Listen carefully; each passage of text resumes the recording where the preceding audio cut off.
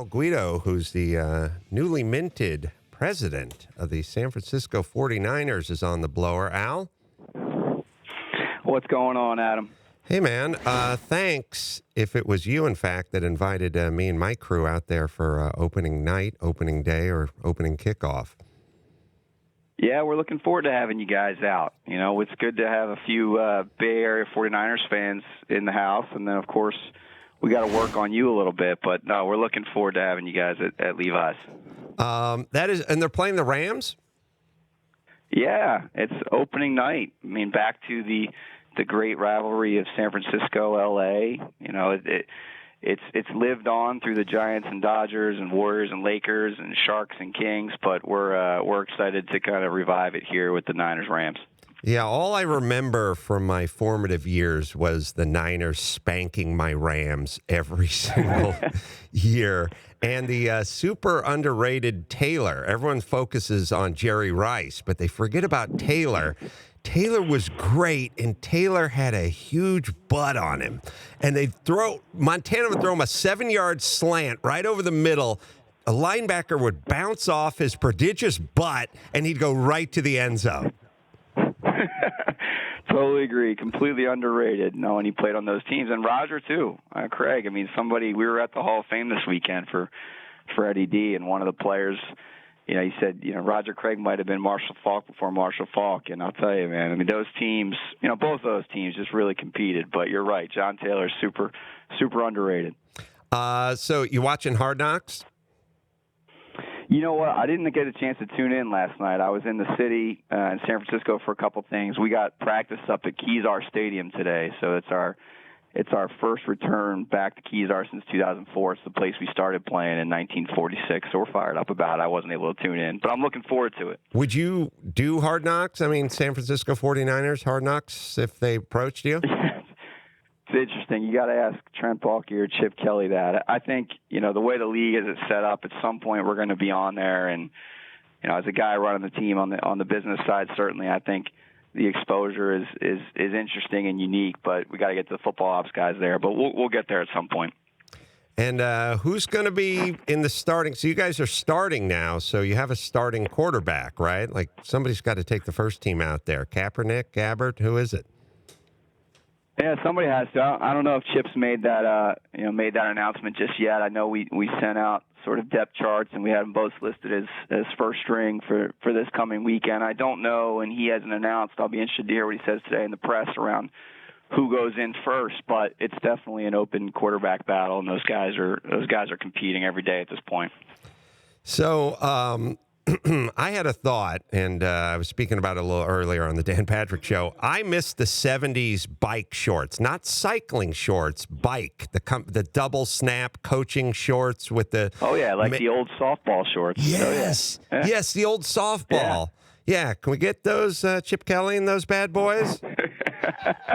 It's hysterical. I don't know if Chip will rock those bad boys, but I'll tell you, man, those things were great back in the day. Like if you had a good, you know, adult softball league, you got people rocking those things. They were hysterical. Oh, unlimited arc.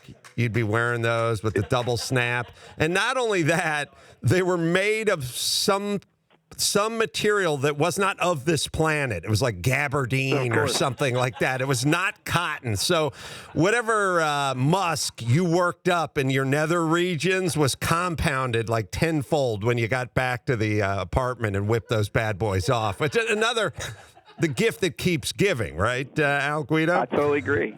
Yeah, I mean, you know, when they go back to these retro days in the NBA, they should just rock the old school shorts. Go the full length there. Just get the jerseys and the shorts. It'd be hysterical. Yeah, the coat. Yeah, you're right. The players. Why should the players have to go up there like if you're Pittsburgh, dressed like a sea snake with all the weird yellow and black stripes and everything? Why should they be punished? And then the coaches get to wear the cool hoodies on the sideline. No, you got to go full bike short. I'm with you on that.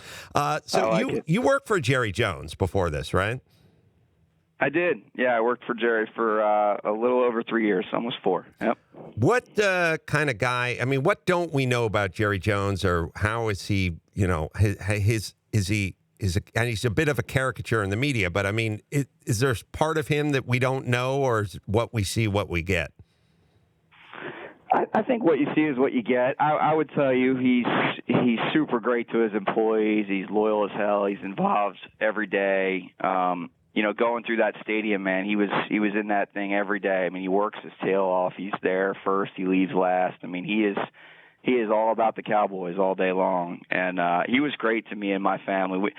My father and I have a fun moment. I grew up in South Jersey, and my father's Rocky Balboa, if you ever met Rocky Balboa, 6'2", truck driver, South Philadelphia. And the first game in Cowboy Stadium, I was working. I had my father on the field, and I knew he was going to meet Jerry Jones, and, of course, all this hatred of the Philly Cowboys, right? I just wanted to get a real reaction from my father, so I didn't knock him on the shoulder. And my father was wearing Cowboy gear.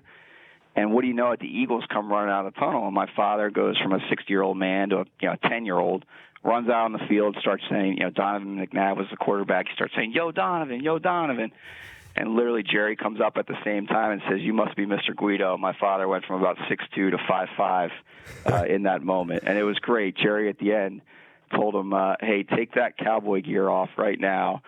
Cheer for who you're going to cheer for, because you are what makes the NFL great. And I know who your son's cheering for tonight, and we'll get you there soon." So he was awesome. He was a good guy to work for. That's good. See, I'll give you a little tip from a guy who's been in the media for a while, because I know you're new to this gig. You're going to get asked these questions, and you're going to get asked about guys you don't like. Like, there's going to be coaches, assistant coaches, GMs, presidents, whomever, owners.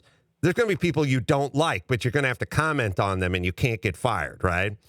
Here's the trick. Here's how you do it. Watch how I do it. You just say the person's name twice, and that it's easy. Right, watch this. Right. Oh, McLovin? Yeah, that guy's awesome. Salt of the earth, man. He's my wingman. Seton? Love that dude, man. He's a pro all the time, all day, every day. Paulie? Again, man. There's no guy I'd rather be sitting next to when I'm doing the Dan Patrick Show than Paulie.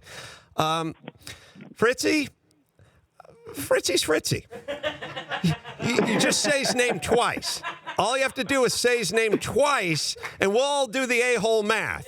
But you will never get into trouble. You see what I'm saying? So if you don't like Jerry Jones, you just go, Jerry. Jerry's Jerry. See? I get it. I like the advice. Kind of like Goodfellas, right? The 2 times. Want to go get the papers? Yes. So yes. I get it. All right. So just say the guy's name twice, and I'll be watching at home on SportsCenter, knowing you really hate the guy. Al Guido, I'm excited to come see you up there. I'm going to bring my crew. We're going to do a podcast from a luxury suite. I'm going to get drunk and then Uber my way back with my son to whatever beautiful accommodations you have reserved for me. Thank you so much, Al Guido. Appreciate it. Good luck to the 49ers this year. We're looking forward to having. All right. We're looking forward to having you in the Bay. Thanks, brother. We'll see you soon. The Dan Patrick Show, weekday mornings on Audience.